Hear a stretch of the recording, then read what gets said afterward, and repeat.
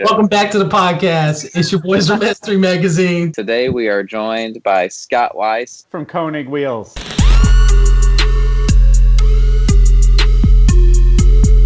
All right, guys, we are a magazine, S3 Magazine, www.s3mag.com. $20, 2-year subscription, and a free t-shirt that I'm not currently wearing, but you can get one. So, like we said in the intro, whichever intro we chose to use, we have Scott from Konig. Scott, you've been with Konig how long? 15 years. 15 years. And how old is Konig? About as long as Hunter's pretty much. Let's see. Konig was technically established the end of 81. So I guess it makes it almost about the same age as me. It's I guess about 30, almost 40 years old at this point. Nice. And you are a car guy, right? No. No, hates them. No. He said 15 years. You're well. No, but I enjoy a good game of Frisbee. You know what I mean? Yes, dude, he's smart. I always say Frisbee is the way to go. You'll save so much tears and heartache if you go buy a Frisbee. Buy two. I think the interesting part about Frisbees is that when we are at a show setting up and you look around and the guys with the clutches will come in with one suitcase and they put a tablecloth on and they put their 3 clutches out and they're like, woo, that was hard. I know exactly weird. And we're dripping full of sweat trying to put the wheels on the racks and hold them all up. And yeah, so that's when right around the time you wish that you sold Frisbees. Yeah, I hear you. I often say I wish that we just took up Frisbee or bowling or something like that. Just keep it nice and easy. For some reason, we picked a difficult hobby, but it's a fun one. Before you got on, we were just talking, would you rather have a Focus RS or a Type R? Wow. Yeah, that's a tough one. I know. That's what we were just talking about. We were like, oh, man, that's... You know what's interesting to me? I think that it also relates to what kind of a car person you are, right? I think that there's some cars, when you're a car person, you can, I think if you're a really good enthusiast and not just there for a moment, you can appreciate automotive and I can appreciate off-road stuff just as well as I can appreciate well-built, tuner cars or exotic cars. But there always becomes these certain segments or cars that resonate with you that you kind of get stuck with, right? I've never been a huge Honda guy. I've built a couple. I've tried to own one. It just, for me, it's not my place, right? Now, I like the Focus RS. If I'm going to pick one. Now, hold on here before we get your answer. I am the opposite of a Honda guy. I've never liked Hondas. Didn't respect them for most of my car enthusiast life. But I loved the Type R. Phenomenal good car. It's a good car unless you plan on hot lapping it out of the box, right? Well, same can be said for a Focus RS. Yeah, Focus RS kind of has the same issue. It cooks its all-wheel drive, yeah. But which one just speaks to you? Which one? I mean, take all the, maybe in 20 years this one's worth more money. Take that out. If you just had to go buy one tomorrow, which one makes you giggle? I don't know. Listen, I think that I don't want to say purist to me, but I think I'd have to take the Type R, but it's more for the legacy that I think when you break the two cars apart, right? Mm-hmm. I think the thing that separates those two cars is the legacy behind it, right? It's the pedigree behind it. Because Ford came around and, you could kick it back to the whole Cosworth type of movement. But at the end of the day, Ford came around and, really brought that, the ST and the RS, you could argue if you want to go to Europe and stuff like that. But I just don't know that I feel that, don't get me wrong, Ken Block and a lot of their rally things did wonders for that brand and that segmentation. But there's something if you're into import tuning that you've always kind of held in your heart with that Type R thing, Yeah. I feel that. But I like the RS, especially the blue one. You give me a blue RS, with a little bit of aero on the thing, and I think it looks super proper. Yeah. I mean, I'm with you. Like, I don't have an answer, and I didn't intend for the podcast to be about the RS or the Type R, but that's literally what we were talking about when you popped on. I've driven both. Obviously, I've driven the Type R much more and harder, but the Focus RS is super fun on the street because it's everything that you want, a little street terror. It's like a bully. You know what I mean? Yeah. It's like the little bully, and it's a blast, and it's awesome. The Type R is very forgiving, and it's a little track weapon out of the box, and it does more than the numbers would let you think it can do. And I don't know. I like the rowdiness of the RS, and I like the purity of the Type R. Here's a question for Hunter. So Hunter, you have an RS. You have an ST. ST. So with your ST, do you ever drive it and feel like, man, I should have manned up and just got the RS, or like you think the ST is a good look for you? That's a good question because he has an ST3, which I guess you got it before the RS was a thing, or no? I don't remember. The RS came around. Hold on. So the reason that this conversation came up was because I actually had the opportunity this past week to beat up an RS on a canyon run. So Mike's been, thinking about the possibility of buying one. And so I was like, hey, I got to drive one. This is what I thought.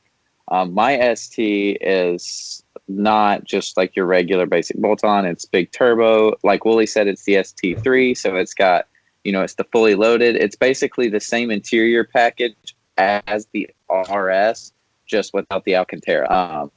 So with that being said, my car in its big turbo form versus like your bolt-on RS, I personally liked my car more. The RS was definitely more refined, but with the big turbo and the ST and, the rowdiness of the torque steer, it just felt more spirited, more fun. Granted, I'm sure you could throw the big turbo on the RS and make it just as rowdy.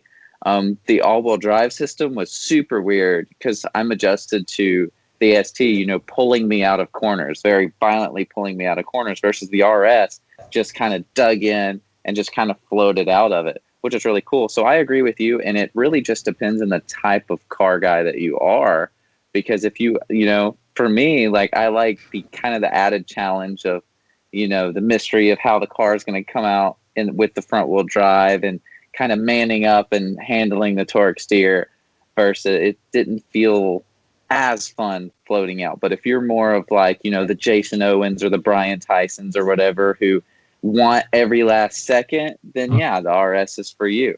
So that's kind of my take on it. So with everything he just said, you know what the only words that kind of kept resonating in my head were?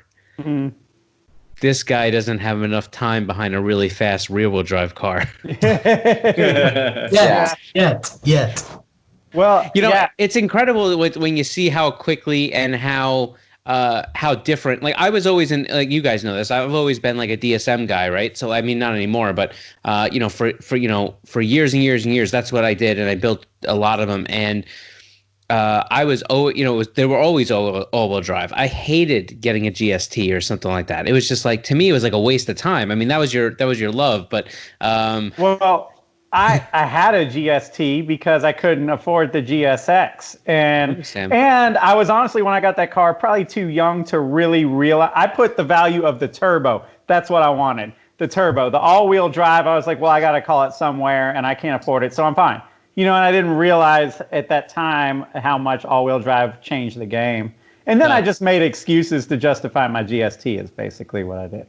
I understand. And listen, here's the thing. It's not to knock anybody, but, there's an extremely large difference. And then, like I moved into like some of the rear-wheel drive stuff, like, I mean, my 350, but I've driven some rear-wheel drive cars that have some power. Mike knows about kind of playing with that stuff. Even if you want to put the Mustang down as not a horsepower thing, but it's got a good torque. And so the rear wheel drive cars, a lot of them, they rotate just so well. And, it's a difference of pointing the car and then using the gas to drive, right? And that's like a weird feeling.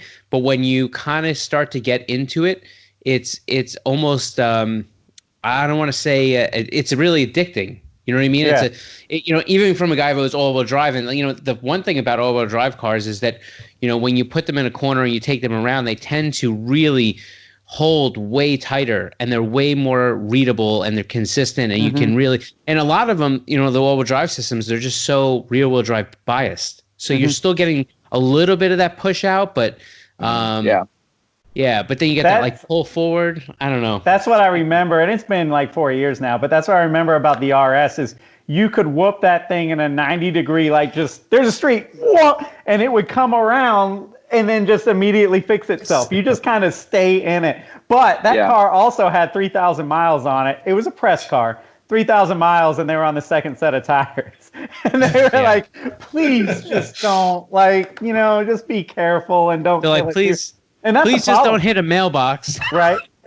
No, because it's all-wheel drive. I'm fine. You also find yourself, you have to justify, if we're still talking about the ST versus the RS, you have to justify the price difference as well. So like at first, the engine difference. See, the GST, GSX, same engine, but they went and changed the engine in the RS, and honestly, it's not panning out as well as far as durability.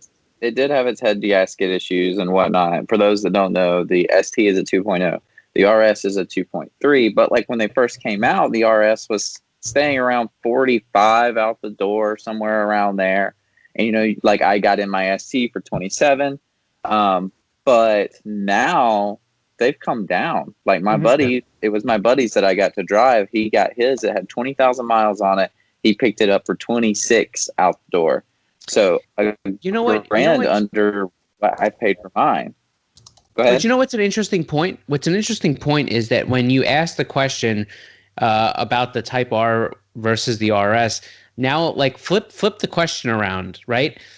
Let's say, hey, if you had $34,000 technically to buy a car, what would you rather get? Would you rather get a used RS or a newer Type R? Yes, I know everybody's going to argue that there's premiums on the Type Rs and stuff, but like, let's go MSRP for a second and just say there's a value difference there. It changes the question a little bit, Mm-hmm. Yeah. Well, the RSs are depreciating hard, as do anything with an ST badge on it, and the Type Rs are not. Right. So there's that. Yeah. But what I'm saying is the cash in for what you're going to get right up front is different. Yeah. I think I ultimately get stuck back in the Type R again. No, which is tough. Well, how about no wrong answer? You sound bummed about it. What do you think about justifying, like you said, the $34,000 for a front-wheel drive car when you could pay the 26 to 30 for an all-wheel drive and a bigger motor? Yeah. How do you feel about that? Well, first off, I think that when you start to look at cars, especially nowadays, it's really hard to compare displacement to power. And the reason is because direct injected cars change that whole game up. You know what I mean? Yeah. Like you can make a lot more power with a direct injected car, even if you don't have the displacement. So I think there's that. And I also think that it really depends on what you're planning on doing, right? If you're going to drive a car out of the box and never change a damn thing on it, then there's another factor there. If you're the guy that's going to modify the car, now you have to start looking at it from another direction. You have to say, well, which one's going to have more support, which one's going to be easier to tune, and which one will have the more reliability to push past the envelope. And so now you're starting to like open up the metrics and say, all right, well, how does this thing play out on paper? I don't know. Tough. All right, so we've been arguing over three cars. What's that, Jesse? I think from a tuner standpoint, that's a good point, is what you're looking at for the aftermarket, because everything we touch, we're changing every day.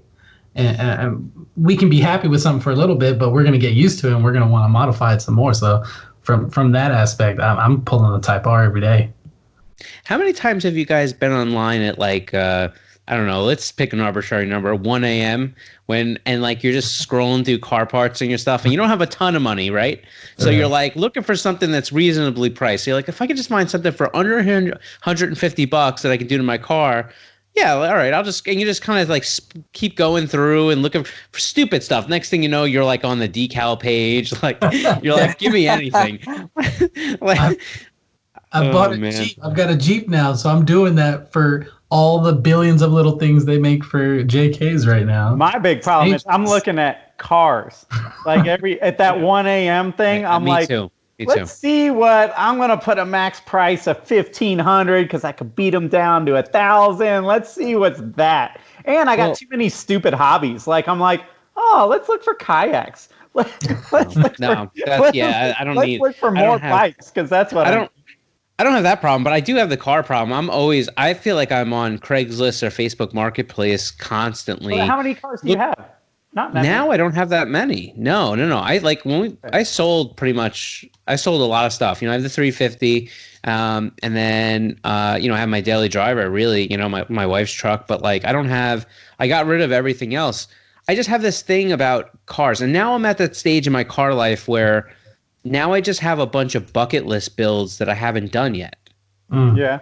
And I'm like, I want to get these things done. But then just before, I saw this car in New Jersey, not too far away.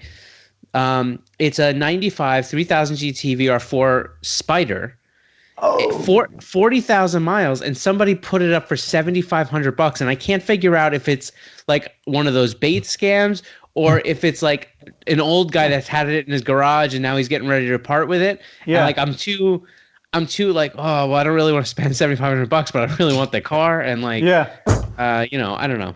That's kind of an investment car though, man. Like just to go ahead and push you over the edge and tell you should do it. I think so, man. I think it's such a rarity that it's always going to kind of be an impulse thing for somebody.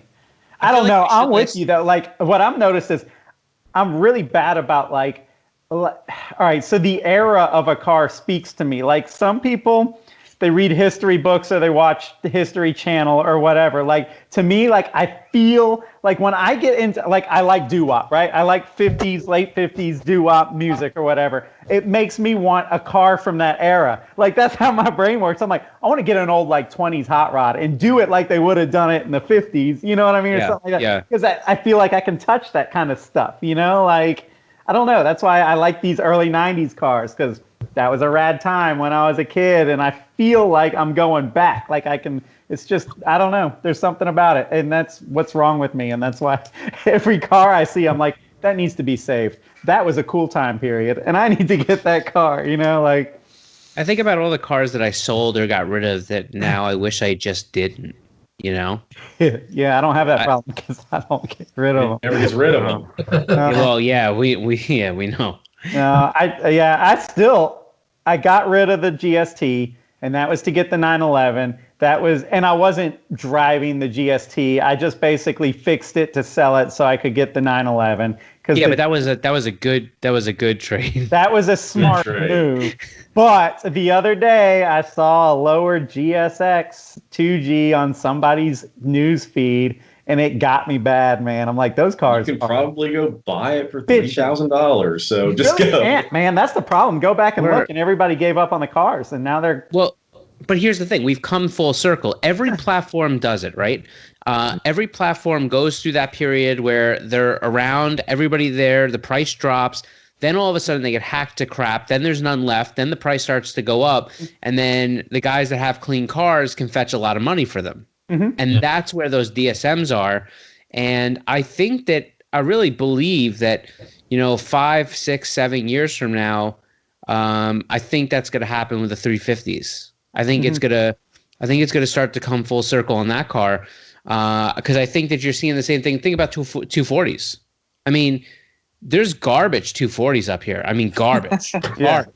There's a garbage 240 in my garage. Wait. But like, Hunter does not have to go far to see a garbage. How much did you get the car for? $300. Okay. What I'm saying to you is your car, when it ran and had its stuff in, up here would still be going for like $3 or $4 grand. These people, they're out of control. That's nuts. This is what Tim Neely was talking about the other day. Doesn't have rust too, so. I see it, and me and Hunter just kind of wrote an article about a G35 that was kind of along those lines of those two cars, the Z and the G35, they're not the lightest car, they're not the most powerful car, but it's like a good setup. It's rear-wheel drive. It makes good power that you can enjoy on the street without hitting mailboxes, and it's a good sports coupe, right? Like it just is. Yeah. And I feel like people are going to start to realize that, like eventually when you get tired of all the big numbers and the dream cars and all that, you're like, wait a second, man, this car is a pretty dang good, enjoyable, daily durable car, that I can drive. And they made a crap ton of them. Yeah, so I think you said 6 or 7 years. And I think that might happen up north. Down south, they're still kind of everywhere. It might be more like 12 years. But I do agree that all of a sudden they're all getting drifted, they're all getting tracked, they're all getting crashed, and then everybody's gonna be like, "Damn, where are the decent ones?" And it's gonna go up again. I think when it comes down to the 350 and stuff like that, think about how many cars. Would you agree that you can get a fairly decent one even with high mileage for like 5K? Easy. All right, so take that for a second. Yeah. What other car for 5K can you buy that has almost aluminum everything, has a carbon fiber drive shaft that comes from the factory? Are you pay a little bit? Yeah. The stock drive shafts are carbon fiber. So like when you start to think about the rear, that it doesn't matter. If you get the more advanced packages, you're getting Brembo brakes and you're getting, vicious LSD. If you don't get it, you get an open diff and you take the damn thing out, and for $100 to Joe Bubba at the store there, he'll weld you up, and you got you know what I'm saying? And like now all of a sudden you have like a fully welded diff. Look at Mike's face as he's going, wait, so I can get a 350Z for cheap. But no, yeah, I agree, and I didn't know that. I've already been down this rabbit hole. I'm not going again. I mean, I agree. Like, I don't know about up there. Down here, because they're so affordable. You said 5. It's more like 3,500. See, up here it's more expensive. Yeah, they're cheap, and so they've got the stigma, which is also what Hunter wrote about in the issue that's about to come out. Is like you see the stigma. They pull up to the meet. They're driven by teenagers. They got plasti dipped OEM wheels. The exhaust cut off, and so you get this stigma for the car. But if you can get outside of that and be like, hey, I'm going to think for myself today and not for the stereotype, like, yeah, it's like you're saying. And I didn't realize the carbon drive shaft and all that. That makes it even sweeter. I don't know why we all don't have one. And it's got a ton of aftermarket support. I mean, it's an interesting car, and there are some drawbacks, right? Like, I don't believe the VQ is the best engine ever. I think that there are some interesting pieces to the car that make it a little difficult to work on sometimes. But, so you have to use a little ingenuity, and you have to really have a decent toolbox. You know what I mean? Like don't pick up the Craftsman set and then think you're going to be knocking this car out. I mean, I've really come up with a great assortment of this car of some really interesting, like, different sockets and attachments and stuff like that. No, it's true, because when you try to get the things, especially if you're trying to, my car's twin turboed. So like, especially now with the turbos, like there's a lot of stuff jammed into that hole. You know what I mean? So trying to change spark plugs or get to the rear O2 sensors or that, that are on the downpipes, and trying to like, it takes some Tetris type work. You know what I mean? Yeah. Yeah, I hear you. That's why I like the Honda, because you can pop the hood and be like, oh, that cute little part right there broke. Give me a 10 millimeter, maybe a 12. I'll have it out in 5 minutes. Yeah. Okay, so you mentioned that you personally have a 350Z, and it is twin turbo. Is there anything else interesting done to it? What's your car life like currently? Is there anything currently crazy done to it? I mean, the car is itself. It's an 06. I got it about 10 years ago. It still has 23,000 miles on it. God, damn! Haven't even broken into turbos. Yeah, no, we have. So you basically just change oil in it every 6 months or so. No, probably every year, But so the cars, we have wheels on it, obviously. I have. Well, it's hard because it starts to go. I'm a little anal when it comes down to cars, right? Like I'm really particular. So, like, I have coilovers in the car. I have some Fortune Auto 510s with the air cups on the front, so I can get over things. Okay. So my whole thing is like I really like the look of like what you've heard the term OEM plus. Yeah. So I'm really driven on making everything look like it came from the factory. It just, for some reason, if I'm not going to rip everything out of the car and turn it into like an absolute just race car, then I need everything to work as it should. So, I even went as far to get like, I ripped the car when they sent me the kit. I ripped the kit apart. I took, I took their tank off. I took a whole bunch of stuff, took the compressor off, and I basically rewired and moved everything. And then I got all pushed and connect fittings and all these different things. I ripped all the interior out to do this so I could lay all the lines in throughout the interior and basically make it so that everything was hidden or muffled or whatever it was throughout the car and not just plopped into your trunk with a big piece of plexiglass, big piece of plastic. So the car's got that. It's got an Ings LX kit on it from, the good old folks at Ings. Carbon square mirrors. I don't know. I mean, the car is pretty cool. It's got some stuff in it. I don't know. It's just been a decent car to drive. When I drive it. Which isn't that much. You live up in New York, so like how often do you actually get to take that thing out, and where do you take it out? Yeah. So I think I drove the car a lot more before I had kids. And then comes the issue that plagues me, which is that it's a 2-seater and my kids are 5 and 7 and you can't put them into this front seat, so they can never come with me. And so how many times are you going out for a drive by yourself where you're not going to go to a place where you mind bringing the car?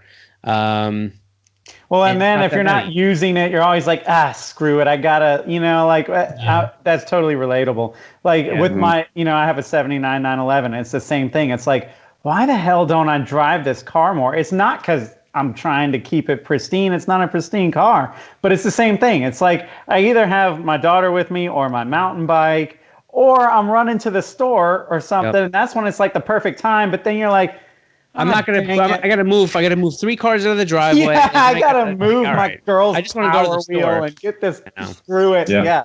And you just go, and it doesn't get driven. But hey, let's talk about wheels, I guess. And you work for a wheel company, and you know a thing or two about this kind of stuff. I don't really know where to start because, like we mentioned, we don't do research for this or even pre-plan it. I like that. Yeah. But I was just thinking when you were talking about the Z, like I feel like Konig has come so far in the last 10 years or so. I mean that totally as a compliment, not like dissing like pre-10 years ago or whatever. But like I know a lot of that is flow forming and that allows a lot of cool stuff. But like then I started thinking like the average dude probably like what is the difference? Flow forming or some variation of that word is like super used these days. So like what is the difference between this is going to be a lot of questions in one. What is the difference between cast, flow formed, forged? Cast does not necessarily mean it's crap. There's a lot of good casting processes and bad casting processes. And I guess if you even want to get in, whatever, we can go into this later. But like the whole real versus fake wheel thing, which I feel like was more of a thing like 8 years ago than it's a thing now.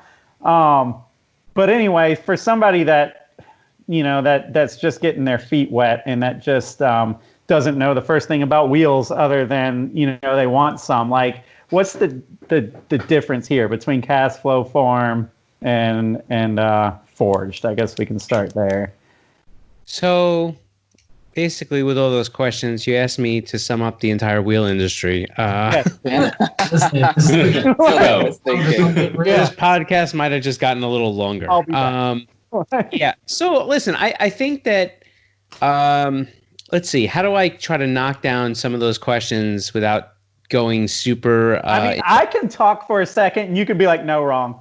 Or yes, that's true. Well, I think that it comes down to a few things. I think, and again, these are going to be my personal opinions, right? I think that when it comes down to people choosing wheels, it's really important that they consider their function, their budget, and then once they get through that hurdle, find something that really resonates with them, and then it's backed up by a quality piece. So I think if you go down that list, first off is function, like how are you using wheels, right? Mhm. Because like you said, like there's casting technology has come pretty far. So the odds of getting, really from almost any company, a cast wheel that's of crap quality is much lower than it's ever been, right? But when we start to talk about function and use, it's a really big piece. And this is the part that I think people really fall down on. It's your job when you're buying wheels to really think about how are you using them, where are you putting them, and what do you expect out of them. And the reason is because people talk about weight a lot. You hear people say about lightweight wheels or strong wheels or forged wheels or cast wheels, and you see these weight numbers thrown around. And the one thing that never gets spoken about at all is load rating. And that's an important piece because I can make the lightest wheel that you could ever imagine. The problem is, if it's made out of 3D printed plastic, it's not nearly going to be as strong as something that's actually developed. So there are a lot of wheels that people compare, and then you'll find out that the load ratings are totally different. And what does a load rating mean? It's like a static weight of a vehicle, right?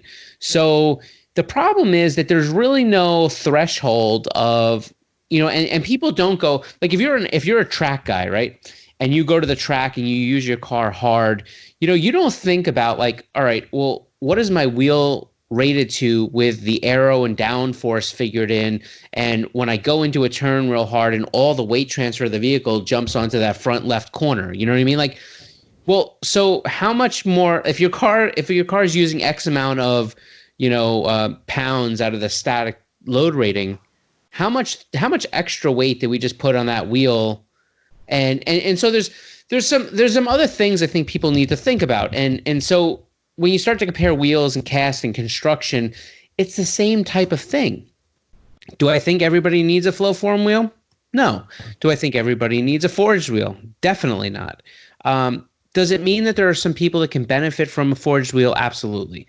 Like, I just don't think that, I think a lot of people, and I know I don't like to badmouth, and I don't like to whatever, because we have no enemies and we're good friends with a lot of other wheel companies, but I think that there's some wheel companies that really find their joy in trying to almost make their product sound so much better through all these things by putting other companies and products down.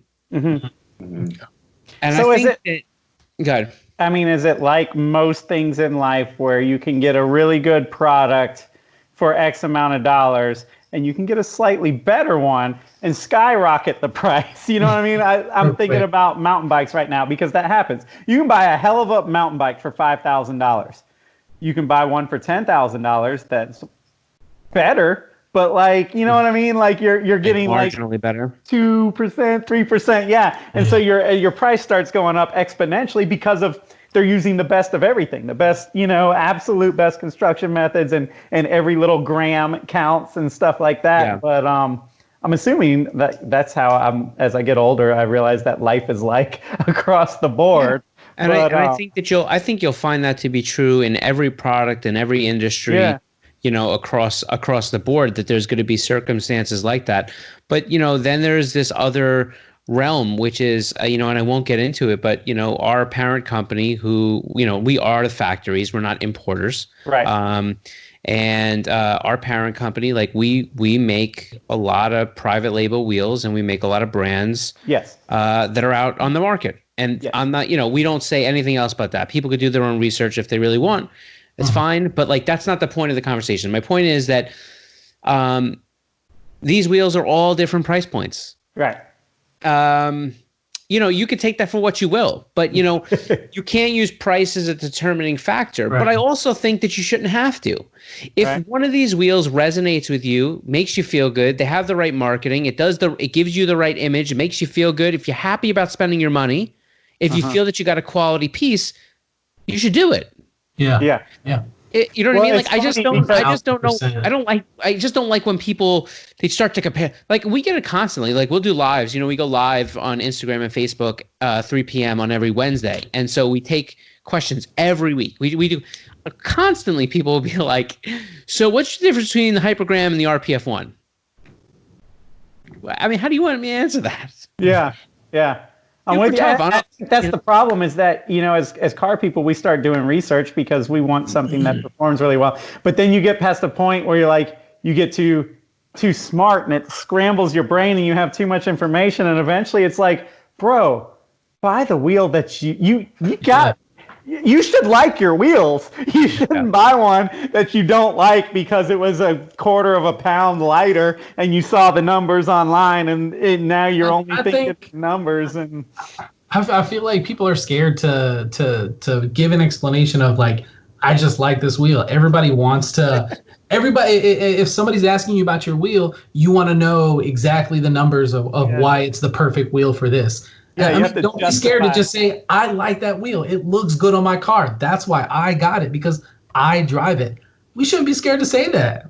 I mean, what's how many people send us messages and they say things like, how much does this wheel weigh? And then you'll be like, whatever. They're like, oh, this other wheel I was looking at, is 0.2 pounds lighter. And I'm thinking to myself, sometimes I can't help myself. And I'll just be like, oh, hold on, let me try this. I'm like, ask them if they weigh the tire. They're like, what? Go weigh a tire. Like, I've said this so many times, I think this year, because people have brought this question up to me. And the truth is, like, I've had tires that have weighed 8 pounds difference for the same size. Wow, really? Pounds. Yeah. People are out there worried about 0.2 pounds. You know what I mean? They're out there worried about quarter of a pound. Meanwhile, their tires are 6 pounds heavier than the other tire that they didn't weigh, that they never bothered to look. Or better yet, they're worried about wheel weight, and then they're running a tire that's not even close to being able to perform to anything. So, like, what are you really doing except causing yourself a lot of stress? Yeah. Yeah, and just FYI, you guys, if you are going tire weight, like, I know Toyo Tires, for example, I don't know about the others. You can go onto their site, look at their wheels, and then open all the specs, and you can really get all that information. So, and it makes a difference. Like, when I got my hypergrams, Konig hypergrams for the Fiesta, like, that was the driving force. I'm like, all right, Fiesta, small car, I got to use it, right? Like, if we're going to bite at these bigger cars, we got to use what we got. So every pound counts. And I don't remember the numbers. It's on our website somewhere. But from going from an OEM with the OEM whatever tire was on it to an R888, the lightweight R888, R888R actually, and the hypergrams, it saved like a substantial, I want to say like a good 6 pounds or 7 pounds or something. So yeah, I mean, you're talking about weight. Like, I do think that Konigs are absolutely some of the lightest wheels, especially bang for the buck light wheels. And I'm not dogging like the high end wheels. Like, dude, if I have the money, like, I'm all about it. But I also want a wheel that I can own and drive the car, and it doesn't own me. That I'm not worried about everything. Yeah. Like, I think that's Konig's role in a lot of ways. Is that, well, and that's why you see them on all the freaking grid life cars and the weekend warriors and the drift cars, is because it's it's a wheel that's easily accessible, it's affordable, and it's light, it performs, and God forbid if you do damage one, it doesn't ruin your month. Like, like Hunter. From an enthusiast perspective, that's the game right there. I mean, you want to be able to turn around as fast as you can if you need to. I mean, and I'm not saying, dude, like, on the right car, go for it. Put the, most expensive, most elite set of wheels that you can, and that works. That's cool. But, for a lot of people out there, you're just trying to, like, all right, like, how do I get that 99% that we were talking about and get it now because I want it now? I don't want to wait for 4 months for wheels to come in and the company goes out of business in the process, and then you're chasing them down. And listen, I think, and good. What's up? So you mentioned, like, with, say, like, the expensive wheels versus Konigs, or anything similar, justifying it because if you break one, you want to be able to replace it, right?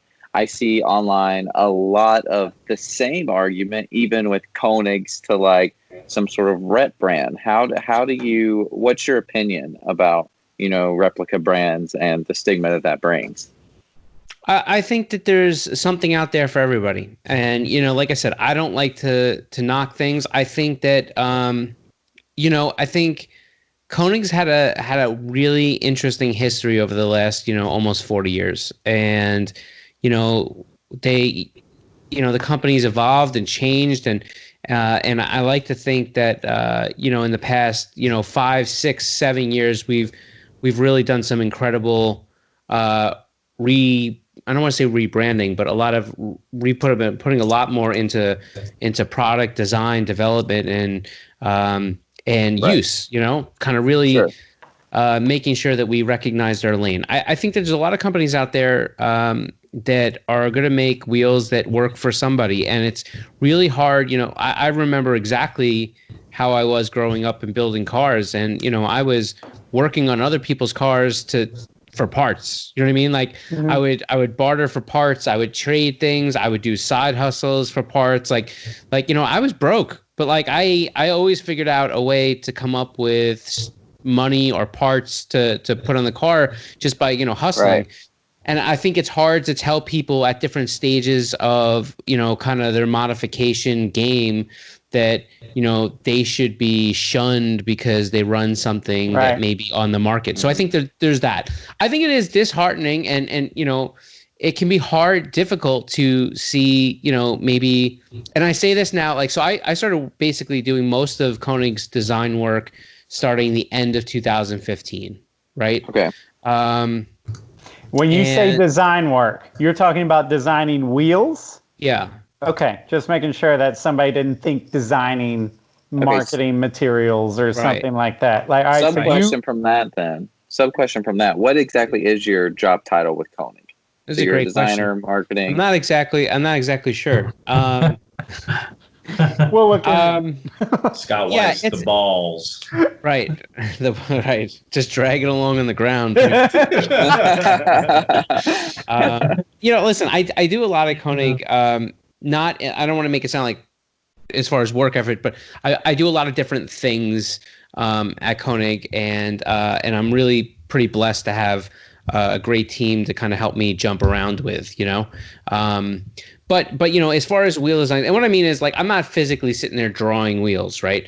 Like, there's a lot when you develop wheels. There's a lot that goes into it. They take a very long time to develop, and a lot of it comes down with you're thinking about different things and pairing different parts, and like, hey, I want this fitment and this, and I want the spokes to look like this, and I want the center to look like this, and let's do this, and let's come up with it. And like, you start putting, and next thing you know, after a few months, you have like something to look at, and then you go, I don't like that, and you send it back, and you say, let's do this, and we have a pretty gifted R&D team at the factories, and they're such a large help to being able to take what's here and kind of put it onto things, right? Yeah. Right.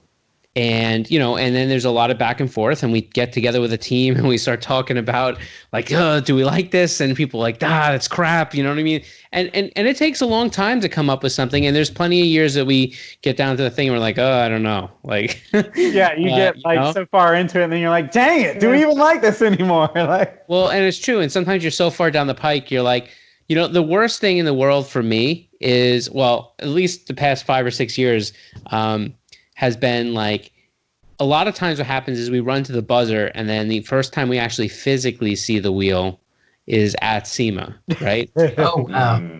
So like sometimes it happens, we have 3D modelings and renderings, and we could turn the wheel all around, and like we've even gone as far, like we'll 3D print a wheel and we'll bring it over, or whatever it may be. But there is something about when you see something for the first time in the color that you chose, which is the hardest, by the way, far more difficult than you. We'll get to that.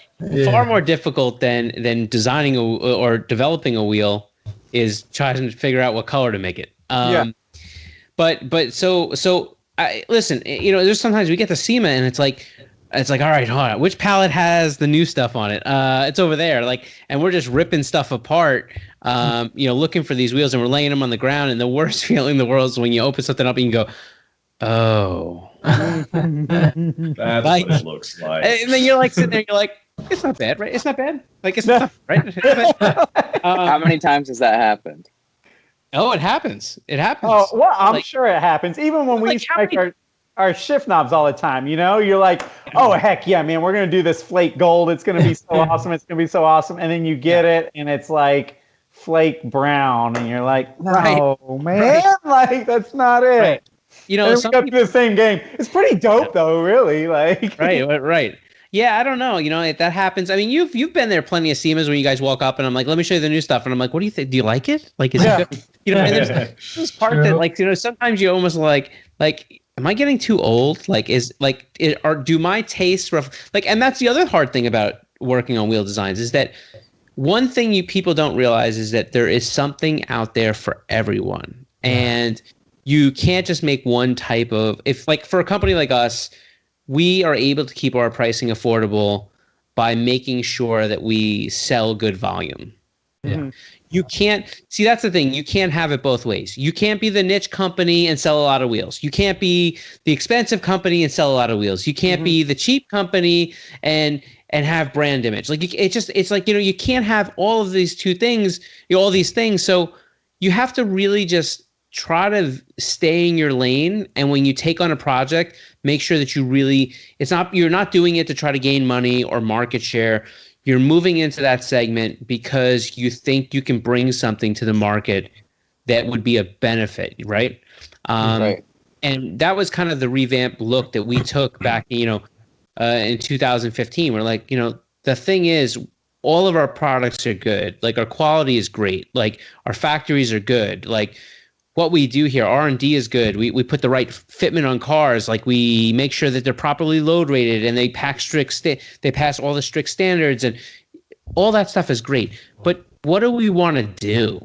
You know what I mean? And that's like really the point where we like we stopped and we said, all right, what do we want to do with this? You know? And it was cool to get started. So going back to some of those rep companies, I think that some of the hard part is, you know, sometimes it is tough, like when you see a wheel that you did and then somebody else has something that's strikingly similar to it.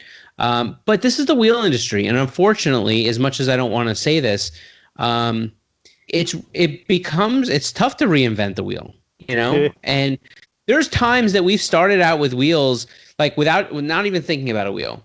And we'll develop a wheel and we'll get these renderings back and we're like, man, that's pretty good looking. And then like we'll be looking around and we're like, oh crap, we just inadvertently designed like another company, you know, like, you know what I'm saying? Like it can happen, you know, like you try to design a wheel. I guarantee you, if you try to design a wheel, you're going to end up designing something even without thinking about it that looks something similar to something else.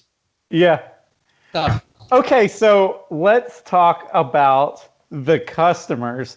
You mentioned wheel color. So why don't you make purple wheels? You know, I'm sure you get asked by people like, oh, dang, man, if you only had those in like yellow or red or whatever, I'd totally buy them, but they're gray, so I don't want to buy it. Like the impossible customer, basically. There is such a thing. And I know that we've had this conversation because we worked on the Fiesta like wheels together. And so basically, guys, when I got the Fiesta, there wasn't a Konig wheel in 4x108. And I was like, Scott, come on, man. Like, nobody makes wheels for this car. And he's like, yeah, there's a reason, because it's a weird bolt pattern. And there's only a handful of Fiesta ST owners. And I was like, but there's only like 3 wheels. They're all driving on the same wheel. Anyway, long story short, he decided to make some hypergrams. And I was like on top of the world, because that's my definition of total success, because I had a hand in that. And so anyway, yeah, when it came to the color, you know, finish my sentence. Why aren't the wheels flaked purple? So we get like 100 comments a day, 100 questions a day about, and my favorite line is, you know, and I'll leave it at blank, but if you guys would have just done, you would have sold 1 million wheels, right? Yeah. Like we get that probably about 50 times a day, 100 times a day. I mean, it's so much. It's so much that we actually, like, it's almost, you can't even answer it anymore. So this kind of goes back to what we said before. You know, we have the advantage to being able to make any wheel in any color in any size that we want. We have no limitations, none. The problem with it is that people generally say the things that they want, but when it comes down to buying them, they don't. Right. And at the end of the day, if we make and you'll see there's plenty of companies that are, I don't want to call them competitors, but other brethren companies that will do that. They'll make a limited run of purple or a limited run of this and a limited of that. And we've done it before. The problem is at the end of the day, we really do our best to make sure that we can bring affordable product to the market. And you can't do that by selling 40 wheels. Mm-hmm. Like you can't do it. That being super niche, yeah. So you have to take a pick. And so we'll be niche on certain things. And we'll sometimes, the hell with this. Let's make it this color. And the truth is, people don't realize, like, if it was one of those things that had a lot of demand behind it, and even some of these, shops that we dealt with, there's times where they're like, hey, listen, if we get a couple hundred pieces of this or 100 pieces of this, do you think we could do it in this color? And we're like, yeah. Like, and they're like, really? Like, it's like, yeah, we can do all that stuff. Like, as long as you're going to step up and make sure that you buy them. I don't know if you remember this, but I remember it, the Smurf blue wheels that I had on my DSM, my Eclipse, because I remember talking to you and you're like, you know what? You're just dumb enough to do that. We had this order of these however many sets of Smurf blue wheels in this dumb size, and then the guys bailed out of it or whatever, and now we're stuck with Smurf. And I was like, send them, and I ended up with Smurf blue wheels. Yeah, that's exactly what happened. What happened was, we're pretty good about. We had a good customer at the time, and he really wanted to do some limited run stuff. Had done some stuff before, got these blue wheels in, and I think he thought, I think when you start to get some confidence there, you get bolder, right? Yeah. And just got a little bold and was like, oh my God, guys, I'm so sorry, but I can't. And we didn't jam them. We took them and it was like, what are we gonna do with these wheels? And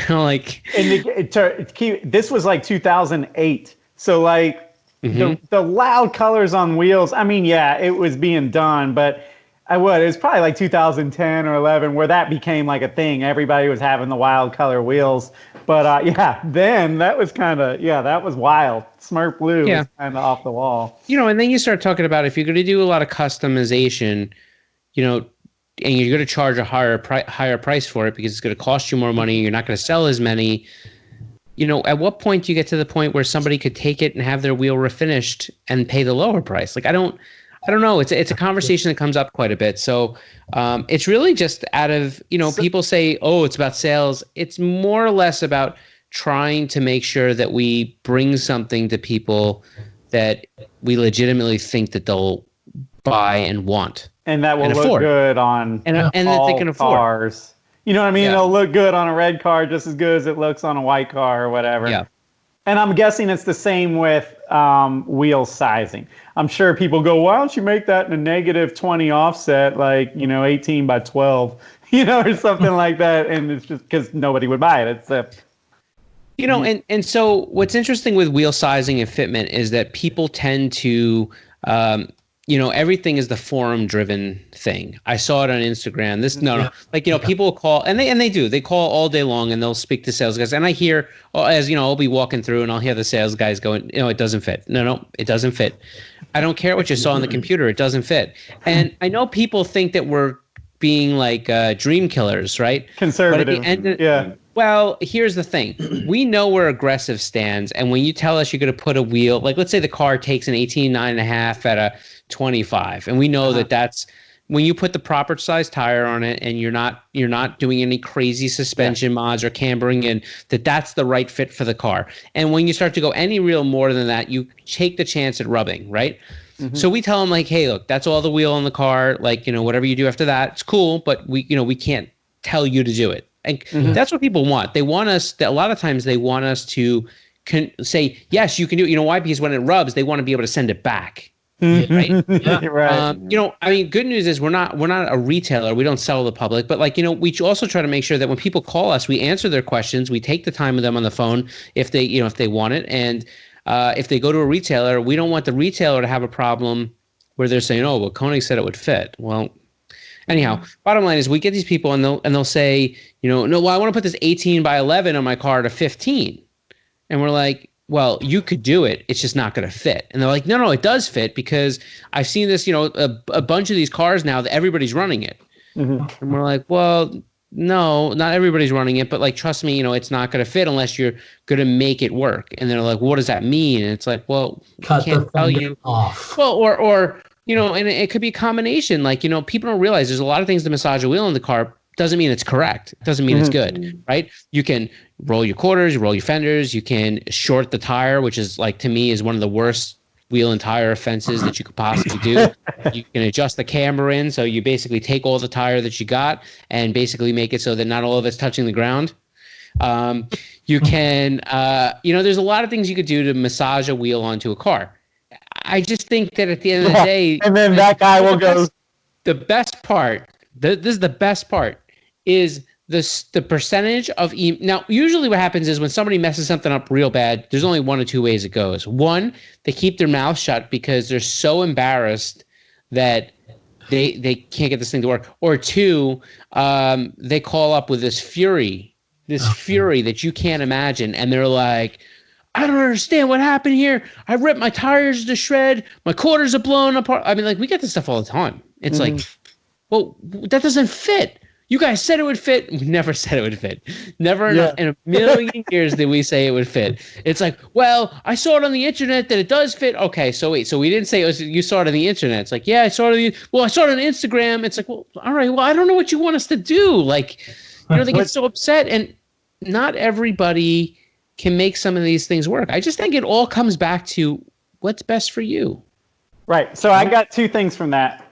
One is that it like social media, Instagram, being what you call form-driven or photo-driven, is probably really confusing and tempting, but can give a lot of wrong information to people out there trying to find fitment, because there's two definitions of fit. Because it fit and it's up there under, it's like you were saying, just because it's under the quarter panel does not mean it fit. If you're running on 10% of your tire because you got it so cambered that you're running on the shoulder, you can say that fits.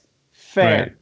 But it does not fit. Like, it's not like, if we're talking about a functional perspective, that's not fit. You failed at fitting, even though it actually does fit. And to me, it reminds me of, like, when like people get on Instagram and they make fun of people for photo editing something, or of themselves, or like, I could take a really great picture and make myself look a lot thinner than I am, but the truth is, when you see me in person, it's not going to change anything. You know what I mean? It's kind of like that. Well, and yeah. It always frustrates me, and the cars that and I deal with it with the magazine too. It's like an internal struggle, but like the cars that you see on Instagram, photographed beautifully. They look awesome. They look like cartoonist superhero cars or whatever, but they drive like broken eggs. Like, you know what I mean? Some of them do. But listen, there are some, for everybody that we're hitting up right now, there are a lot of real car guys that do everything it takes to make a wheel fit correctly, and they want more wheel, but they do what it takes. And for those people out there that put the time and the game in and get something to fit aggressively and fit well, and function well, it's incredible. You've been up to those cars and you've seen them fill out a quarter, fill out a fender, be every it's every millimeter of wheel and tire. Like, that they have perfected it, that they spent all the time getting everything dialed in to make it work, make it look right. And when you see that stuff, it's incredible. Really is. Yeah. Yeah, I think that especially the younger guys just need to know that how much work that is exactly. It is 1,000 hours of massaging and fabricating and all this kind of stuff. And very rarely, well, I don't know. That's not true. I was going to say it's not the kind of thing you can do in a weekend, but, sometimes you can. Be ready. I have certainly, my BMW is a perfect example. $500 E34 BMW. I bought wheels that I didn't even... For some reason, the premise of this car was like, I'm going to do no internet research. I'm going to take it back to the old school, and they have Cosmos wheels on it. And it was like it was one of those things where he's like, I got this size. They're here right now. They're hyper bronze. I said, send it. And it was one of those, they ain't going to fit. It's like, they'll fit, And so, and what turned into a quick, like, let's just pull this in here. Hey, dude, it was a month, of sitting there jacking up cars, pulling wheels off, putting wheels back on, looking at it, wiggling stuff, finally saying, all right, this ain't going to work. I got to get flares. And then you got to cut the whole damn car up. I didn't care. It's a $500 BMW. I saved it. I didn't ruin it as far as I'm concerned. But you're doing that on something that you're trying to drive to work on Monday morning. It's not going to work. It's not for you. So yeah, it has its disadvantages, I guess. All right. I don't know. What else? What other questions do I have? Mike's like I'm going to bed. All day. Man. I got a question. What's up with all the grams? Oh yeah, what is up with all the countergram, hypergram? Decagram. So you know how I said the hardest thing to do is to pick a finish? Yes. Yeah. The next hardest thing to do is pick a wheel name. You were gonna let me do that. You promised me at SEMA a couple years ago. You guys can pick wheel names. They just they have to work and get approved by Well, you know what the hardest thing to do is, and this sounds weird, right? We probably spend more time obsessing about wheel names when we're picking them than probably is really necessary. But you kind of look at some of these names and you start to develop what we kind of call this DNA, right? Mm-hmm. And if you switch gears too quickly, it's almost like you're copying somebody else. Mm-hmm. Right? If we made the next wheel the SF91, everybody would be like, oh, they're trying to rip off Enki. You know what I mean? If we made they'd be like, oh, they're trying to knock off Vossen. Yeah. So there's a certain DNA that people have gotten used to expecting from us, and the type of sounds that you hear for names that we've used for years and years. So it starts to get difficult because you're throwing all these names around. I mean, we'll have pages and pages of name ideas, and you'll be like, first thing you have to do is you have to go research them and make sure that no other wheel company's ever used them ever. Right? Yeah. I have a really good story about something that happened between us and a tire company 12 years ago, but that's a whole other story. But so bottom line is, you got to find a name that was never used. And then when you finally get a name that you like, then you have to run it by everybody in the office, which ultimately brings in the most aggressive argument you've ever seen. It happens every wheel name. And then at the end of the day, it seems that most decisions are made with, you know what, F it, who cares? Just call it that, But so the gram thing, we started that 2010, end of 2009, we released our first Flowform Konig wheel, and that was the milligram. Okay. And then we followed it up really quick afterwards with a wheel called the kilogram. And so there's kind of always been this thing about our Flowform wheels name being ending in gram and flow, and gram and flow and form. Okay. So you start to get all these things, and next thing you know, when you start to think about what other names, you're like, oh man, you try to go away from it, but it just seems to always drag you back in. I think it works because my brain doesn't process the numbers. Like when there's a brand that has a bunch of numbers to their wheels or turbos. You know what I mean? I'm like, can we just call turbos intimidators or demolishers or whatever? Well, our Mamba line, the off-road line. Yeah. I can't remember because it's all. I love that. Really? You know why? Because I know exactly what my next wheel name is. Okay. Yeah. If you guys don't know, basically so the M28 is coming out next year. I know it for sure. I don't know what it looks like yet, but I promise you it's an M28. M28, yeah. Oh man. So Hunter, what were you gonna say?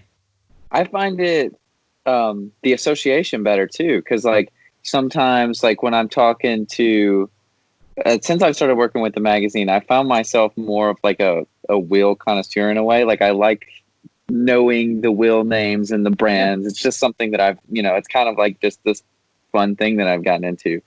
But it's a lot easier. Buddies will come to me knowing that I work for a magazine, be like, oh, well, what wheel do you think that I should put on this car?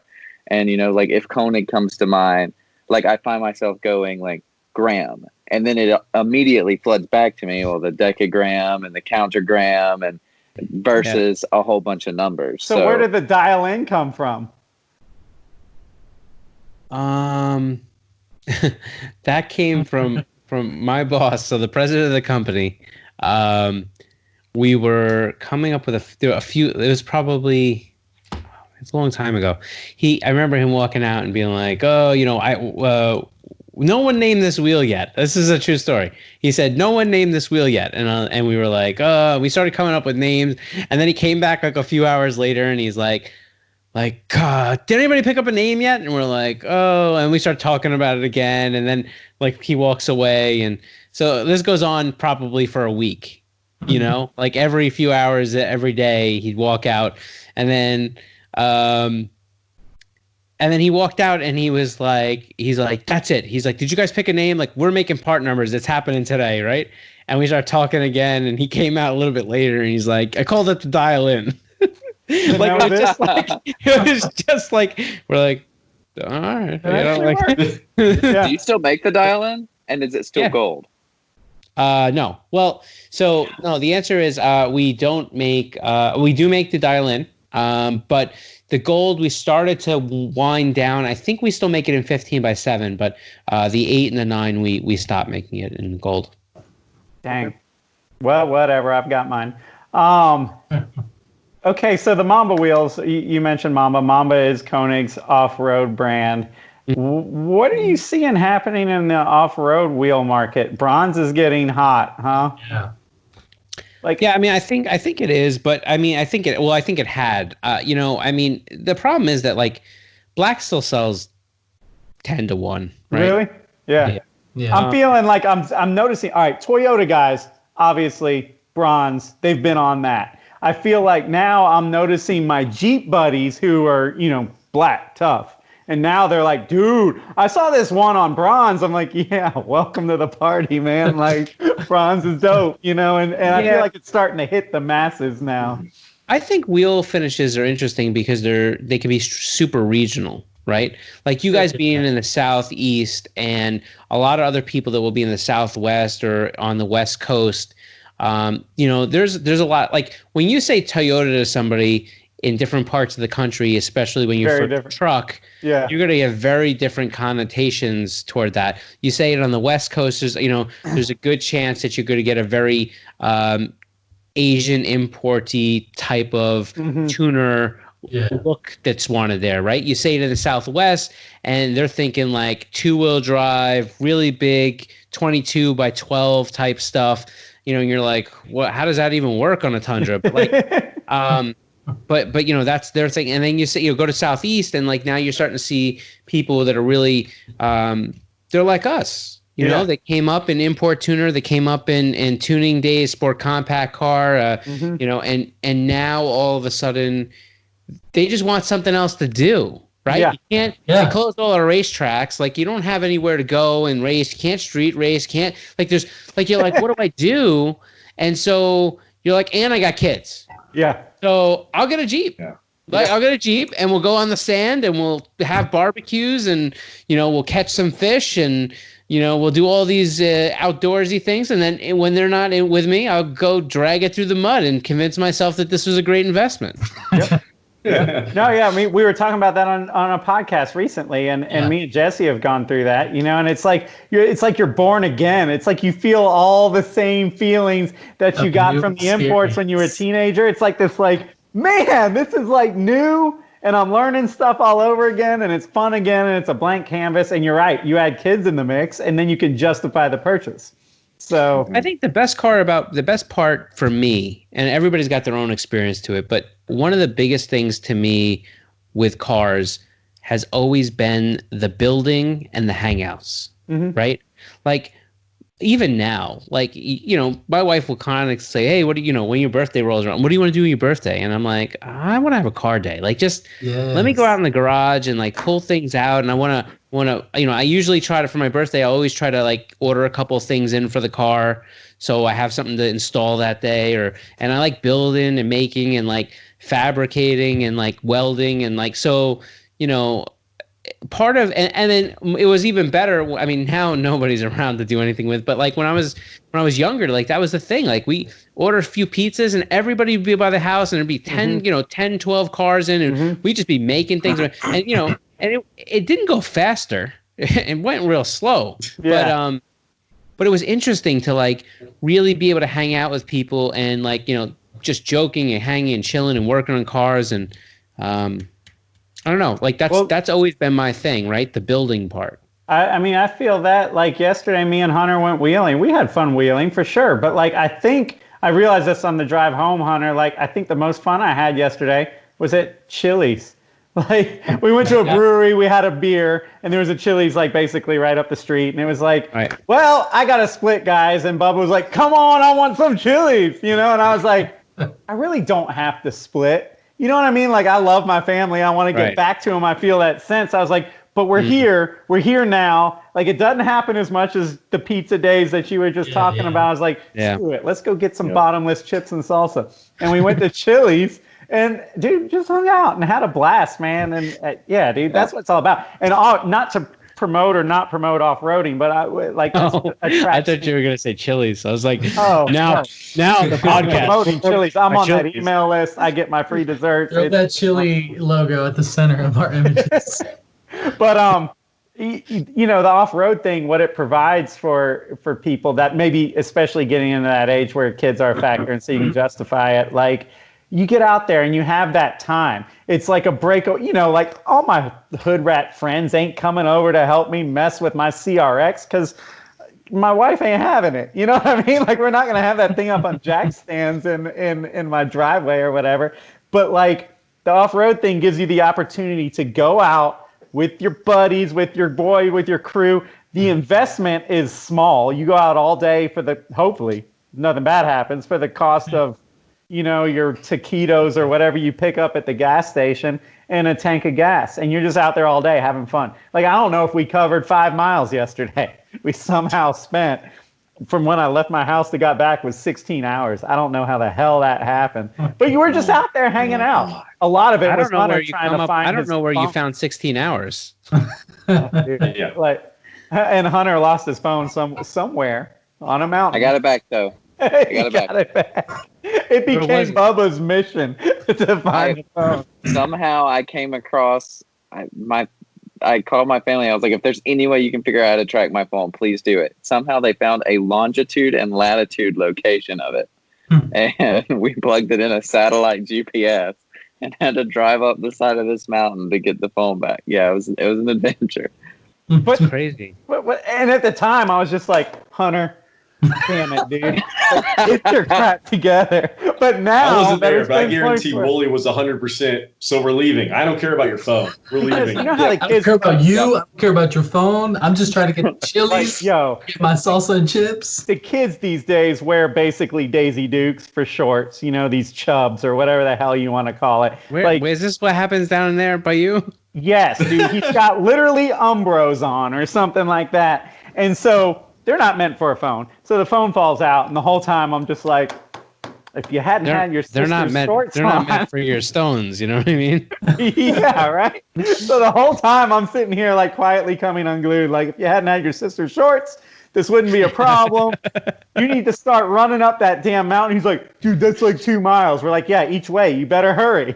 But it like, you learn things off-roading. And like, in my mind, I'm like, this is unraveling. We had already gotten separated from half of the group. I was with 2 guys that hadn't been there before that were new. So I felt a sense of obligation to stay there.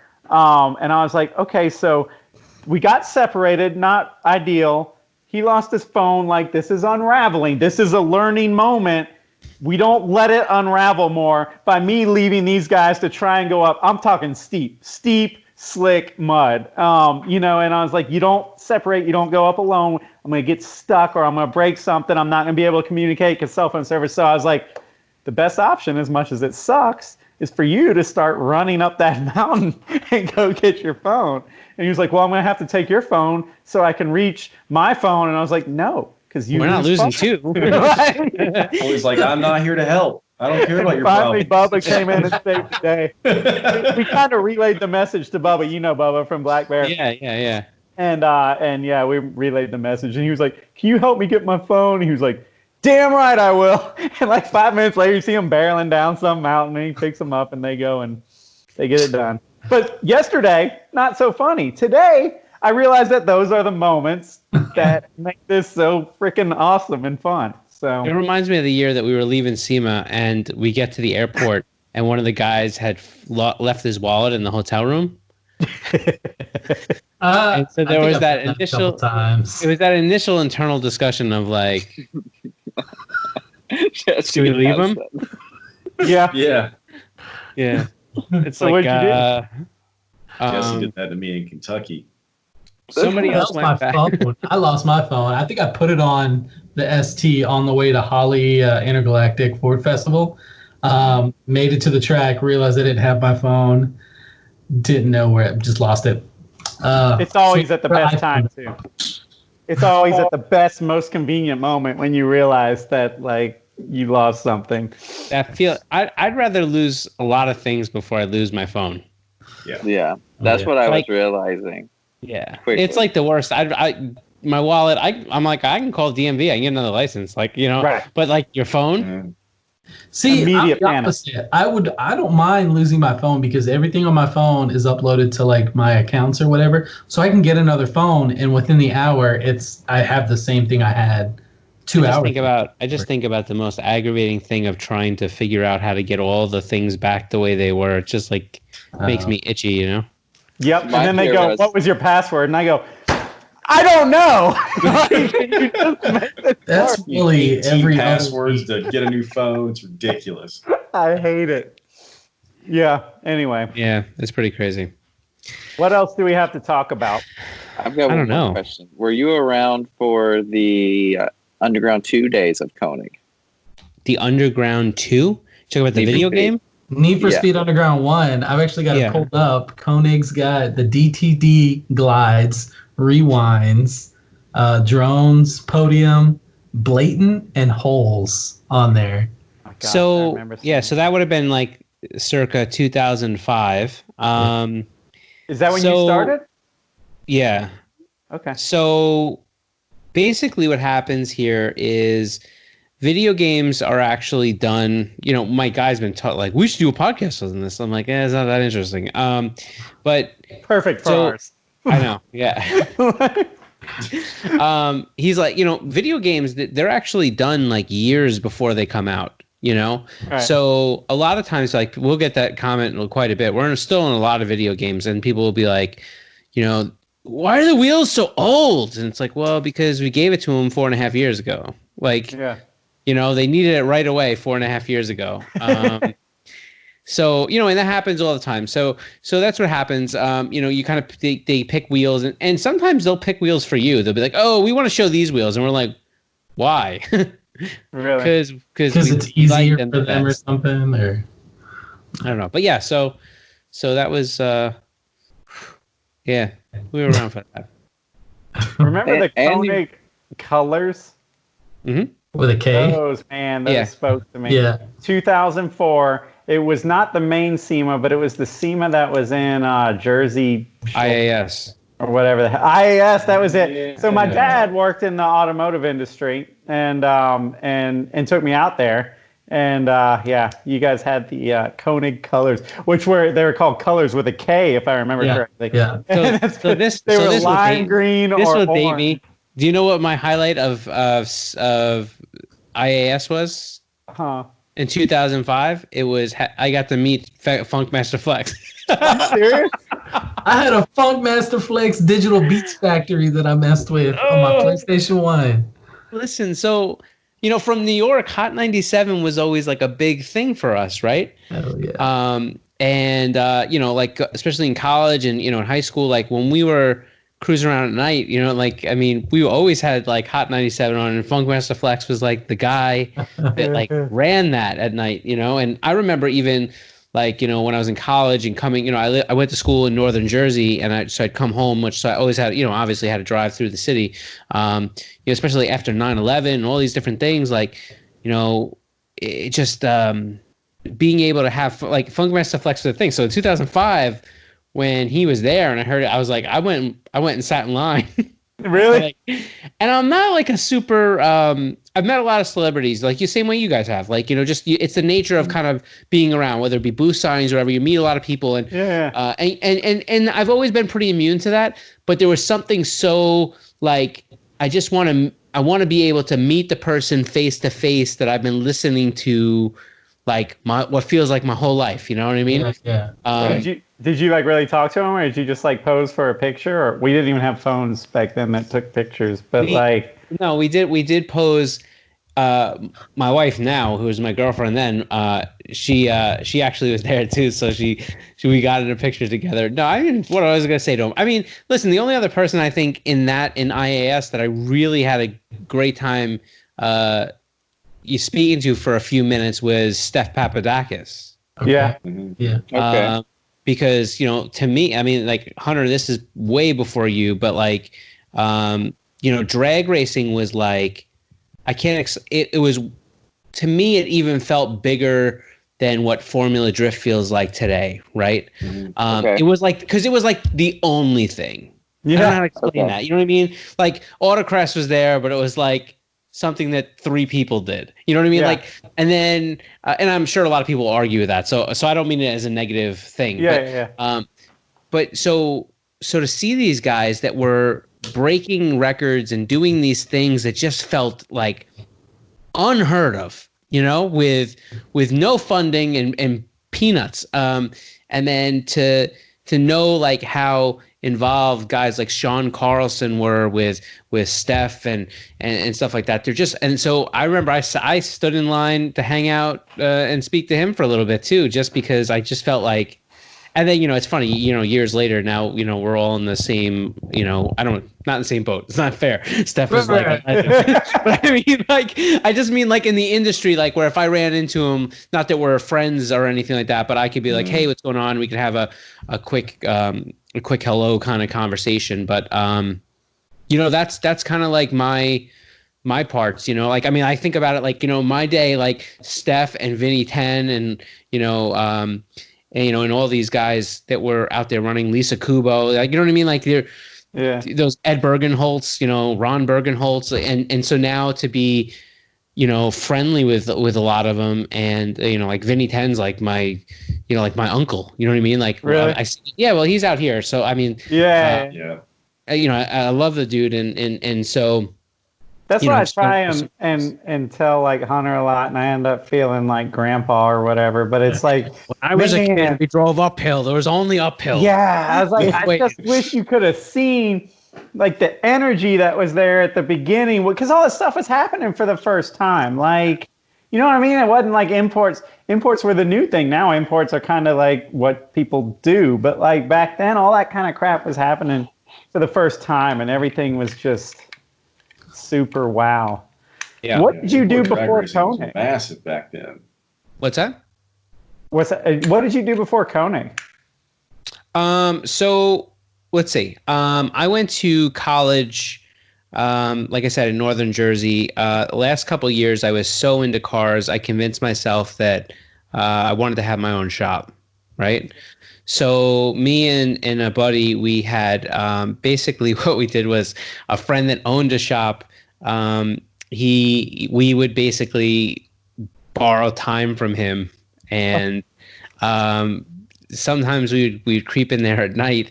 And the deal was whatever was on the lift, if we would help finish it, then we can use the lift, kind of thing. Okay. So we kind of built like this side business, and then we started to developing an this is really good. Actually, this is, now that I think about it. So we started developing an e-commerce website because we were like, oh, we'll get the e-commerce thing up, and then what we'll do is, we were starting to get so much side work that was side work, but like at our business. So we got the business registered and a whole bunch of different things, and like we were slowly on, going our way to try to make this business. And I did that for about 2 years while I was finishing up my last year of school. Come home, I finished my classes on Thursday night, drive through right after my last class, be home by like 8 o'clock, and then go right to the shop, work until probably like 2 or 3 a.m., go home, get some sleep, work the next day, like take the whole weekend because he wasn't open. And it's funny because the shop was actually called Modified Auto Performance, and the website that we had was I think it's whatever map is today, It was, and no, and I'm not saying they took it or anything. They didn't. We probably closed that. We probably decided we were not going to do it far before they ever, picked their name. But I remember when they first came on, started getting things together. I remember thinking like crap, that could have been us, but it couldn't have been us because we didn't do it. Like they did it. You know what I mean? Like, but so I did that for 2 years. Then I had this idea that I graduated college and stuff like that. I had this idea that I have to do a car job. I'm not an office guy. Like, I need to be out in the field. And I don't know how I even got into it, but somebody said, you know a lot about cars. You could probably be one of those adjusters, Insurance? Yeah, I'm like, I could do that. It'd be an easy job, Yeah. So I applied to Geico, and they said they hired me. Like they brought me in this really intense process. They sent me away to this auto damage school for 2 months and right near Washington D.C. Holy hell, 2 months. And yeah, for 2 months I stayed down there and they taught us to be adjusters and whatever the hell that means.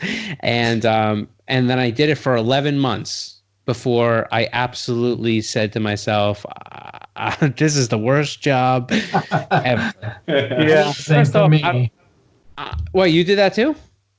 No. I'm just saying that. That's not my, yeah. Oh yeah. So this is what I learned about auto damage adjusting. One, it has very little to do with cars. Two, if you work in this area, you have to be prepared to get into fistfights. Really? That's why I quit. My last story. Well, oh my God, might be a story of another. It was like the last straw. I just exploded. There's a bunch of guys out here that we had run-ins with. You weren't giving them what they want, and they would try to threaten you out of it. And so there was this one shop that was just notorious for being terrible, terrible, terrible. Like they had all the games in the book. They would screw you any way they could. And so there was this whole big thing, but basically I ended up there and I had all week, this dispatch kept putting me in the same place. And I finally said, you put me at the shop one more time, I'm just not gonna be able to take it. Like I can't. I spend all day long. I get yelled at, get threatened. I'm like, it's the whole thing's always a game. It's just anyhow. Well, so then I go in one day and that was the thing. They used to write the cars up to over what you could write before the car would be called a total. Mm-hmm.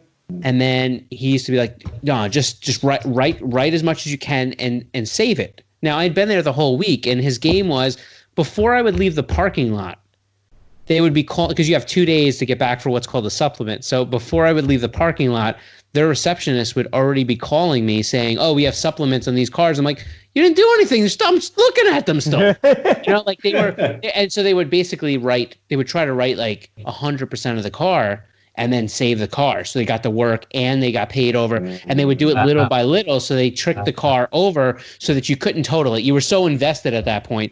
And it was really just a really screwing to the customer, but they just didn't realize it. And so I remember it was a Thursday and I walked in there and I had 5 cars there, which is a lot. And I knew I was going to be there all day, and he handed me the same things or whatever. And I called my supervisor and I was like, look, what do you want me to do with these cars? I'm gonna, I have supplements up the ass. You know what I mean? Yeah. I got to come back here for the rest of my life. What am I supposed to do with this? And he's like, there's something called constructive total. He's like, can you total them? And I was like, I mean, I can if I use his math. I'm like, but I can't do it if I look at the car. The car is nothing.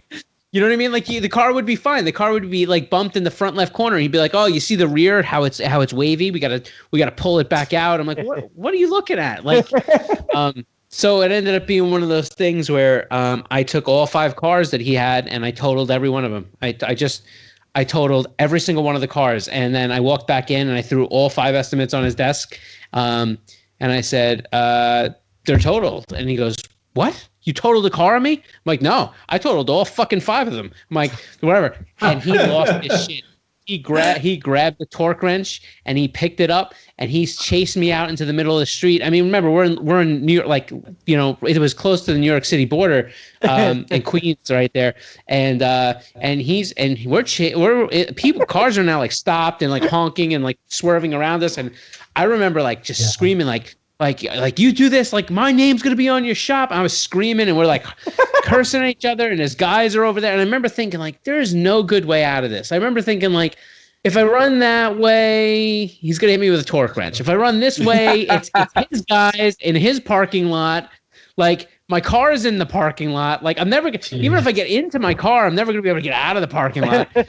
So I was like, F it. Like, you know, like safety first, I guess, right? So I run to my car, and I jump in the car, and he's pounding on the window and stuff like that. And I just put it in, I started up, and now he stands in front of the hood, and he's slamming on my hood, and I'm like, you know, I won't get into the explicits, but I'm like, you better move, like you move right now, right? And then, and he didn't, and next thing you know, like I just decided to go, and run him over. I don't know what happened. He kind of like jumped a little bit out of the way, and I like took off, and then whatever. And so now as I'm leaving, I'm Tuesday. He's calling my cell phone, my work cell phone, like, so like I call my supervisor and I'm like, tell him like, you know, hey, it was coming in hot. You know what I mean? Like, so I drive to the office, and I'm like, I'm red in the face. I'm like my heart's beating 1,000 miles an hour. Like, first off, I almost got beat up. Second off, I just totaled 5 cars. Like, I don't even know. Like, what did I just break I have no idea what just happened. I get in there and he's like this old, calm, cool guy, you know, and he's like, hey, sit down. You know, and I'm like, sit down. Are you fucking kidding me? Like, you know, like, and so he's like, oh, you know, I got a chase and the torque wrench and the swinging and stuff in there. He's like, oh, chill out. He's like, he wasn't gonna hurt you. I was like, are you kidding me? I was like, he's like, I'm dealing with that for my whole life. He's like, you know, listen, he's all talk. Anyhow, bottom line is, it was the next day I said to them, guys, I don't think I'm cut out for this. And they said, but you're really good at it.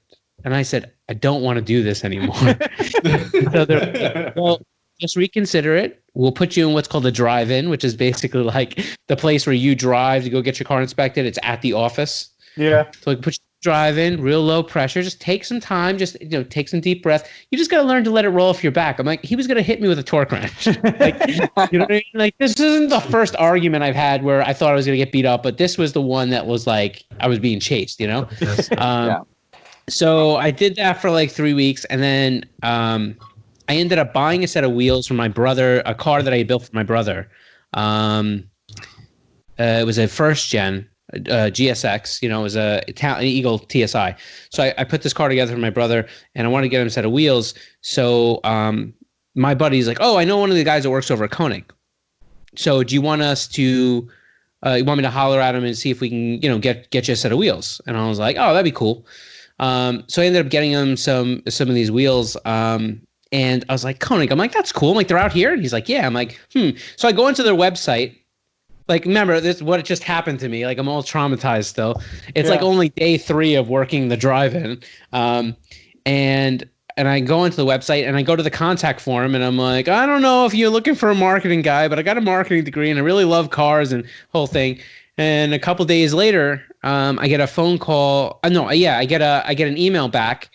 And it says, hey, Scott, you know, interested to meet you, you know, can you come in this week? And I shot back an email and said, sure, like, you let me know when. Like, I don't, you know, I don't care. And so I went in and I had a meeting with Rick, who is the owner and founder of Konig, and my boss, the president of the company now, Joe. He was general manager at the time. They interviewed me. We had a good conversation. I thought it was pretty good. I left. I get a call later, and they're like, hey, look, you know, we'd like to offer you this job. The money was drastically less than I was making. And I just said to myself, well, this is what we do. Like, this is what I want to do, Yeah. So I said, well, look, if there's no wiggle room, I'll take it, like, great negotiating. So I show up at work. I give, whatever, my 2 weeks notice. They do this exit interview, take all my stuff, take my car, the whole thing. Show up I have no car because for a year, I've had the Geico mobile, Yeah. So I have to go. So I end up, all right. So I took a week off. And I decide that in that week, I got to get myself a car. So I find a buddy who his sister has a DSM and it was crap. And I took the car and the engine was bad. So I put a new engine in it because I had another engine laying around and got the car working. So that's what I used to start there with. And I show up at work on Monday and everybody's looking at, like, all the guys in my area are looking at me like I got 12 heads. Really? And I'm thinking to myself, I don't understand. Like, what what's going on? I just kept to myself pretty much most of the day, and just typed on the computer a little bit, and then Rick would call me into his office and we talk about some things, but everything just felt weird, like it didn't. And I'm like, man, did I make the wrong decision and stuff like that? So it only took 3 or 4 days before I figured out why I was being looked at so strange. And it turns out that I came in on a Monday. Friday, they had another marketing guy that worked there. And on Monday, I showed up, but he didn't. Oh, shit. Oh, no. They apparently didn't tell him. dude. Tell the guys. They let him go at the end of the day on Friday, but people were already out of the building.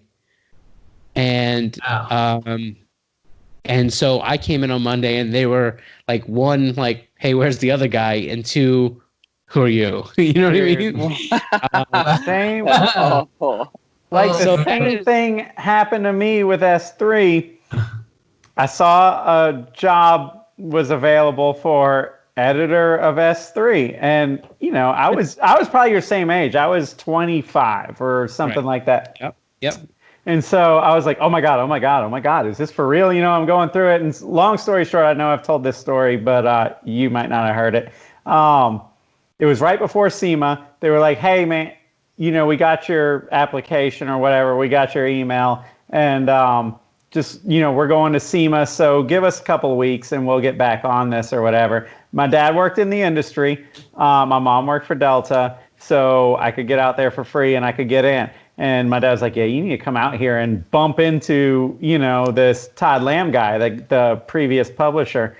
Yeah. And who you might know for all I know. Anyway, I did. I went out there and I finally built up the courage. I was only at SEMA for 1 day, so I had to do it. I finally built up the courage, walked up to the booth and just talked to the first guy that I could talk to. And I was like, hey, I was wondering if Todd Lamb was here. And they're like, oh, no, he's not in the booth. Why, can I help you out with something? I was like, no, I saw a job for an editor position and just wanted to introduce myself. And it turns out it was the editor that I was talking to. And in my 25-year-old brain, I was like, this is a massive company. They probably got editors. You know what I mean? Like, oh, yeah. And so the guy was like, wait, what? Wait, now what? He's looking for an editor. And I was like, yeah, there's an application on monster.com, very popular site and he's like, what? I mean, I'm the editor. So and I was like, oh, well, I'm sure it's nice to meet you. other editor. Yeah. It turns out he was the one that was getting canned. Yeah. And so it was kind of super awkward, but whatever. I got past it. Yeah, no, I get it. It's it's interesting. It's this whole industry. I think that what's interesting is the longer you're in it, the more you realize that, like, and let this be a lesson for anybody that might, for all 2 people that are still watching. If you are serious about sponsorships and things like that, we all talk to each other. Like, like most of these marketing guys, they're not these big companies that are enemies. Like, I hang out with a lot of other people at SEMA in different places, and that and a lot of other a lot of other wheel companies. We're friendly. You know what I mean? And it's no different. Like Cosmos. Like I know I speak to Vinny once in a while, and I don't know. Like they're not bad guys, and we're not against them. Yeah. I feel like this industry is a lot smaller than you think from the outside. It is when you're 100%. 20, when you're 22 or whatever, and you're wanting to work in here. Yeah, you have this thing this vision that it's just huge, and it is huge. But like, yeah, it's a small community. Everybody kind of knows everybody, and everybody loves what they do. For the vast majority of us, if not, why are you putting up with? Well, because you don't work in this industry for money. No, Right. no, Not at all. You do it purely because you really do love what you do, and you can make enough to keep working. Yeah, man. But see, like I get all happy when we go to SEMA or something, and you see all the old guys in the hot rod section, and you just know you guys have been friends and working in this industry for probably 50 years, and like that's awesome. Like Mike's always like, "What are you going to do for retirement? You're totally screwed." I'm like, retirement? The same thing I'm doing now in a Hawaiian shirt. Yeah. So yeah, exactly. Well, I mean, Woolie's got a sugar mama. There's no difference. It's very different. True. If I can honestly, like, he's been retired for about 11 years already. I mean, realistically. Yeah. Well, hey, it's not like I'm married for money or anything like that. First off, I didn't say that. I know. That's not even where I was going with that. Started our businesses. She just chose a much wiser one. Listen, I agree with you. I didn't want to put that in context. That wasn't as derogatory as it seemed. But I gotta be honest with you. This is where we get different. If I was you, I would have been like, "Hey, Casey, show me how to do this real estate thing." Dude, yeah. Well, we talk about that a lot. She's like, "You should get your license." And 5 years ago, I was like, "Nah." Hang on a second. What's this thing doing? Anyway, five years ago, I was like, "No." She's calling you to tell you, like, she's like, "I heard that." She will. She'll post that one little clip. But anyway, yeah. So my wife's in real estate. She kicks ass. She's real estate agent of the year in our county, and just got nominated, I think, for Georgia or something. So like, she's killing it. But so she was always like, "You should get your license," and I was like, "No, that's stupid." But now I'm realizing that all of my car buddies are finally getting to the point where they're getting to buy house age, range. And I was like, shoot, I could just feed them like I already do to Casey, except get some sort of commission on that. I don't want to deal with contracts. I don't want to deal with any of that. But I like the social aspect of it. It's cool. I like going around. Houses are a lot like we just answered that question. Yeah. I don't want to do the work. That's not where I'll be happy to show up and BS with them. Yes, see, that's where I excel. How long have we been recording? I can BS, but I don't want to actually have to do that. But I already thought of my slogan: "Don't dread your home purchase." Okay, on that note, we've been going for like 2 hours. So this is the perfect opportunity to call it a day. So thank you very much, Scott. Do you have anything else, Scott? Anything else you want? I mean, I feel like we ended real high with the Geico thing. I didn't know where we were going when we started this thing, and honestly, after about 2 hours, I don't know where we've been. Story of my life. Doesn't matter. Yeah. It was good to see you, homie. Yeah, no, listen, I appreciate coming on here. It's always good. At one point, I forget that we're even recording. We're just kind of BSing, right? Yeah. But I mean, I guess that's what our podcast is about. We kind of bounce around like really what we want to do. But at the end of the day, we just want to bring the people who want inside the industry and, show them a little love about what it's like behind the scenes. And I think that's kind of what it's about. But anyway, Scott, you guys are really trying to amp up your digital presence at Konig. So what do you guys have going on for the people that are curious? Listen, I think the biggest thing for us is just that we're trying to put out more visual content in the way of YouTube, right? We've kind of made a pact over the past 2 years, which is kind of crazy when we look back at it. We started a podcast like 2 years ago. And we decide, it goes through its things, like obviously it's kind of taken shape and formed and stuff. But, we've really, in addition to the podcast, we're putting out, about 3 pieces of content a week. One of them on Friday. Every Friday is kind of like a wheel tech / entertainment type piece. We put out the podcast on Wednesdays, and on Tuesday we're doing this thing called Kickback, which is like a weekly recap, which we're letting Joey Redmond do. So I think it's just really a matter of we're trying to come up with a lot more content that's really specific to automotive in general. So most of it's not about Konig. It's about, wheel information, wheel tech stuff that really people don't know. We're kind of peeling back the curtain on, things you need to pay attention to. Like we talked about load rating and different things. We're putting that stuff out there just to make sure that people have a factual source. Like, do you need hub rings? Like, it sounds simple, but there's a lot of, you read the internet, which way do you go? So we're putting that stuff factually. It has nothing to do with our wheels, but I don't know. It's an interesting thing. So if you guys are still watching, go over there and subscribe. Check it out. So Konig Wheels USA, right? On pretty much everything. Yeah, on a lot of stuff. But yeah, you can search us. We come up. So there you have it. Konig Wheels. Cool. Go check them out. Once again, we're S3 Magazine, s3mag.com. Other than that, any last notes from anybody? Good to go? No. All right, guys. Well, we'll see you next time. Thanks for watching. Peace out. Appreciate you.